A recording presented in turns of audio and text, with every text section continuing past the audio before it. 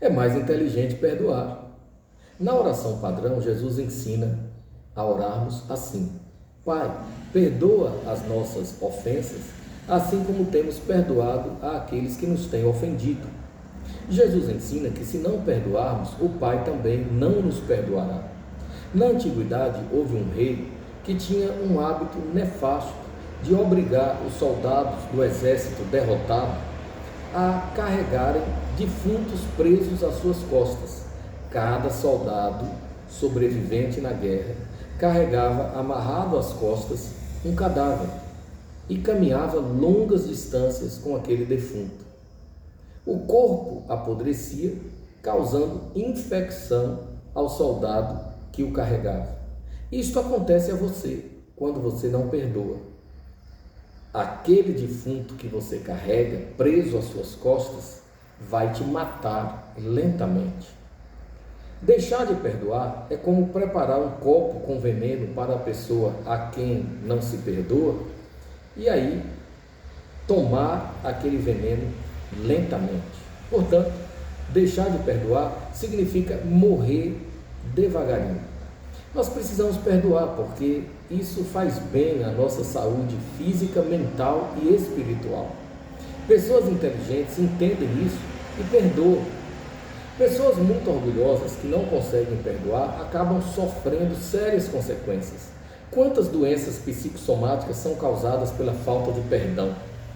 Quantos problemas sérios são causados pela falta de perdão?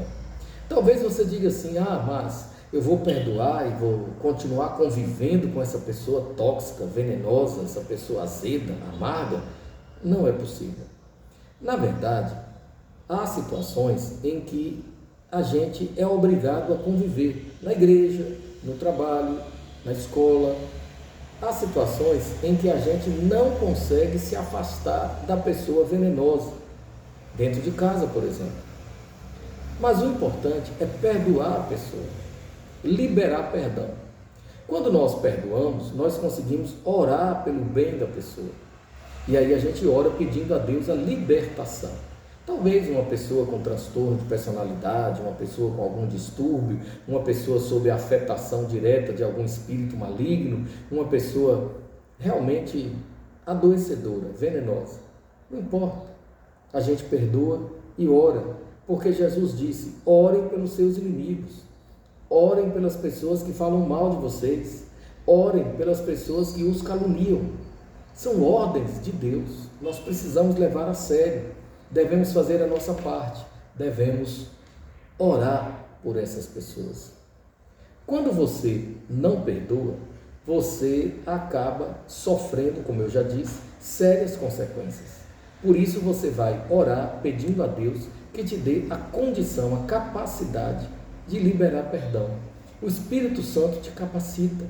O Espírito Santo entra em tua mente, em teu coração e te dá a força necessária para liberar o perdão. O Espírito Santo te habilita a perdoar e não apenas a perdoar, mas também a orar pela libertação da pessoa. Mas ainda é necessário considerar uma coisa: todos nós erramos, ninguém é perfeito. A mãe erra com o filho, o pai erra também, os filhos erram com os seus pais. O gerente, o administrador, o diretor, o patrão, o chefe erram. Os empregados também erram. Todos erramos. Em todas as circunstâncias de nossas vidas, nós sempre cometemos alguma falha, algum erro. Nós não somos perfeitos.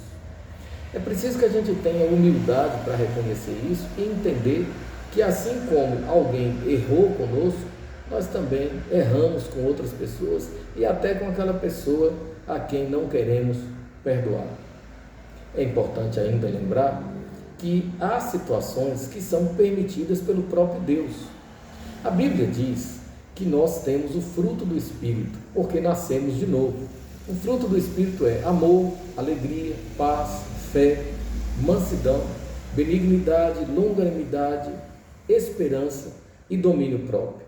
Como é que você vai desenvolver estas características do fruto do Espírito se você não tiver de conviver com pessoas, às vezes tóxicas, às vezes venenosas, azedas, pessoas que pisam no teu calo, pessoas que de alguma forma criam dificuldades para você, pessoas que te humilham. Como é que você vai aprender a humildade se não souber conviver com pessoas que, vez ou outra, causam alguma situação desconfortável, situação na qual você se sinta humilhado ou envergonhado? Você precisa entender que a gente só aprende a amar nessas circunstâncias. A gente só aprende a perdoar nestas situações. Como é que você vai aprender a ser como Jesus se você não passar por estes testes próprios da vida? Você vai aprender a perdoar na medida em que coisas acontecerem exigindo de você uma atitude de amor, uma atitude de perdão. Você vai aprender a suportar na medida em que pessoas te desafiarem a isso. E o apóstolo Paulo diz: suportem-se uns aos outros no amor de Cristo. Esse suportar não tem o sentido original de dar suporte, tem o sentido de tolerar. O próprio contexto demonstra isso. Suportai-vos uns aos outros no amor de Cristo. É preciso ter amor, é preciso ter paciência, longanimidade, benignidade.